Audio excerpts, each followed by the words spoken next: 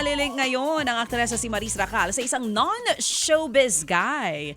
Base sa isang video sa TikTok, naku talaga hirap maging artista, spotted si Maris sa airport na sinalubong ng naka-shades na lalaki. Ikaw ba to, Aaron? Kuya, ay hindi pala ikaw. Ang tingin ng netizens, siya rin daw ang naispatang lalaki. Uy, parang ibang lahi nakasama noon ni Maris sa isang shuttle bus. Ang pogi Iniintriga tuloy ang dalawa. Wala pang komento tungkol dyan ang aktres ba? Uso pala ulit yung ganong hairstyle, partner. Parang bagay sa yung ganon. Yung ganyan, no? Oh, dito man, medyo kulot ng konti, di ba? Oh, taks naman. Maris, kung sino man yan, deserve naman yan, single naman yan. Bakit? Single si Maris. Yung lalaki. Yung single din naman siguro. Oo naman, ano? Mahirap naman pag hindi. Tinatanong ko lang. Tsaka, hello, what if friends lang? What if friends? Ikaw din naman, sinusundo mo ako sa airport, hindi ba? Hinahatid mo ako. Pag ganon, may something agad? Hindi pwedeng close lang? Oh. Wala akong comment dyan, ha? Mamaya, si Nanay Christy, abangan natin. Nay, sino ito? Wala akong comment dyan. Hello. Oo, tama. Mga kapatid, muli pong magsasama-sama sa entablado ang ilang miyembro ng iconic girl group na Viva Hot Babes para sa isang reunion concert. Nakatakdang ganapin ang Bulaklak Viva Hot Babe Reunion Concert sa October 23 sa Quezon City. Kabilang po sa mga inaasahang magtatanghal sina Maui Taylor, Katya Santos, Andrea Del Rosario, Gwen Garci, si Sherry, si JC Parker, Ella V, Jennifer Lee, Mitch Gonzalez. Hindi kasama si Mitch Gonzalez. Apo. Ito ba ang isasayaw? Sarina Balba Guevara. Huwag niyo kayo nahamon, sinasabi ko Ayan sa naman inyo. talaga, Yan, direct ipakita mo si Sarina Balba Guevara. Talaga naman, ang datingan, titang-tita. Magsisimula po sa August 29 ang bentahan po ng tickets na nagkakahalaga mula 1,500 piso hanggang 6,800 piso. Una pong sumikat noong 2003 ang Viva Hot Babes sa mga kantang Kikay, Bulaklak at Basketball. Ayan naman talaga, kitang-kita. Tuwan-tuwa.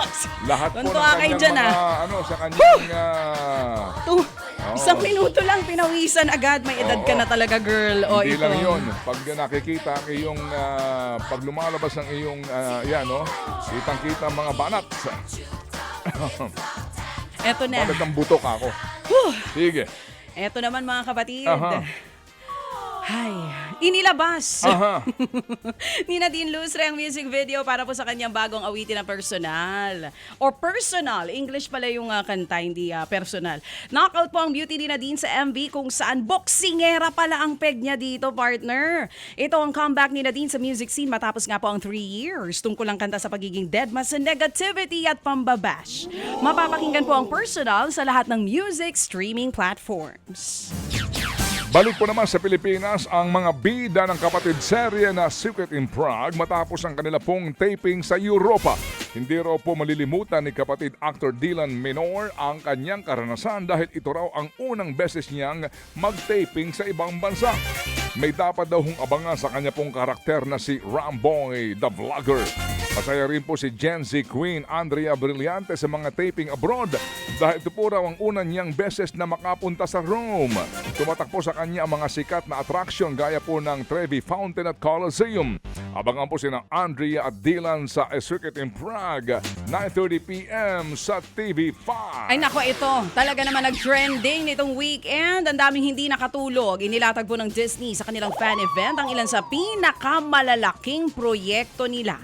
Isa po sa mga inabangan ng cast reveal para sa bagong X-Men film ng Marvel Studios. Muling gaganap si Sadie Sink bilang si Jean Grey habang si Kit Connor ang magiging Scott Summers o Cyclops. Bibida rin dito si Christopher Abbott bilang Professor X, Samara Weaving bilang Emma Frost, Eden Navarrete bilang Rogue at Maya Boyd bilang si Storm. Kasama rin po sa cast si Adam Driver na gagampanan naman ang karakter ni Nathaniel Milbury. May pasilip rin ang Marvel sa Avengers Doomsday. Bibida dito si Robert Downey Jr. nagbabalik bilang si Dr. Doom. Babalik din.